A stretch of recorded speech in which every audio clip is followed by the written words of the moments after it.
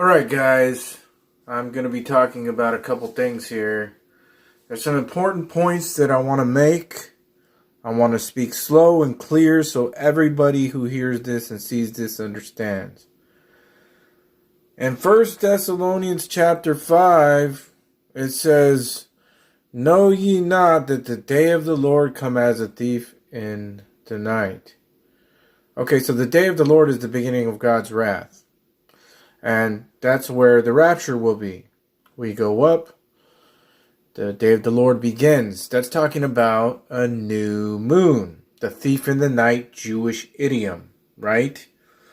Because I've talked about this, that the new moon is invisible and nobody knows when exactly the new sliver of the moon will show to start the month. So it comes as a thief in the night, and no man knows the day or the hour. It's the same idiots. It means the same thing, these Jewish idioms, talking about the sighting of the new moon within 1 to 2 days. Nobody knew which day it will be. Nobody knows the day and hour within those 2 days every month or month. Okay. So, my point is this. Is that the day of the Lord is not about to begin. Maybe World War III is, but that is not the day of the Lord. World War III is World War III. The day of the Lord is the Lord taking vengeance on them that know not God. It is not World War III. Remember, in Matthew 24, it says that there shall be wars and rumors of wars, but the end is not yet. So don't base your rapture ideology this year on what is about to happen. It says that those things are going to happen. Now, pay attention, because Paul says, when they shall say peace and safety, sudden destruction shall come upon them. Now, are they about to say peace and safety? No, we're going into war. Now, they've been saying peace and security for years, but there's a final time where they will declare peace and safety. Not security, safety. The Bible, King James, says safety. They always say security. For the years before, it's safety. Now, they're not about to do that. Why? Because we have to have chaos first. You have to have war first to declare peace and safety. If they declared peace and safety right now, nobody would care, because it is peace and safety. You have to have chaos, and then you create the order. Order out of chaos. Most of you know about this, okay? So anybody thinking that, they're about to go to war, we're going to be raptured. It's the other way around. You have to be thinking, they're about to declare peace and safety, we're going to be raptured. Okay? Because World War III is not God taking vengeance out on them that know not God. It's not God's wrath. Now, with that being said, where's the rapture? A friend asked me the other day, where's the rapture? She's getting tired of this world. Well, me too. Everybody is. So, if you look at the Chinese calendar, this is just one pattern. There's a million of them. But if you look at the Chinese calendar, it is quite amazing how it is showing us something very profound. Very profound. The Chinese calendar declares 2024, this year, the year of the dragon. Now, where do we see a dragon? Revelation chapter 12. The dragon drew a third of the stars from heaven and is ready to devour the man-child. Well, isn't that an interesting connection? And then 2025, the Chinese calendar declares next year the year of the snake. Well, we went from a dragon to a snake next year. How is that? Well, what happened in the beginning? Because God declares the end from the beginning, and all these patterns repeat themselves.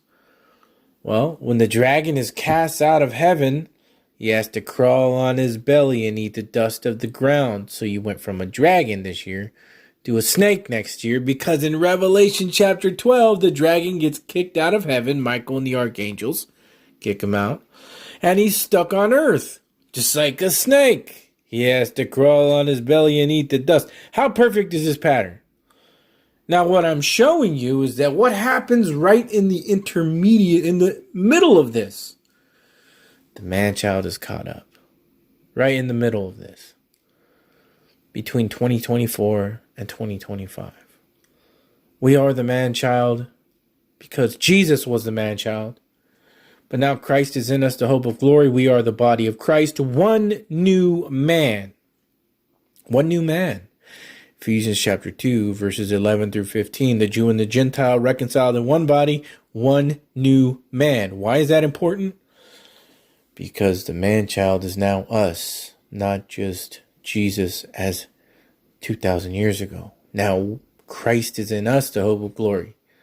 And the man-child is caught up right in the middle of the dragon getting cast out to the earth, crawling on his belly as a snake next year.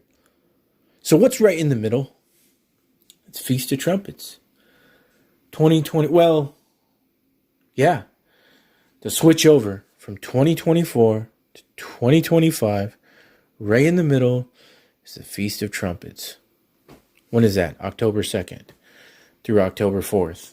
And wouldn't you know, when Marty McFly skips through time, the clock hits 10:04.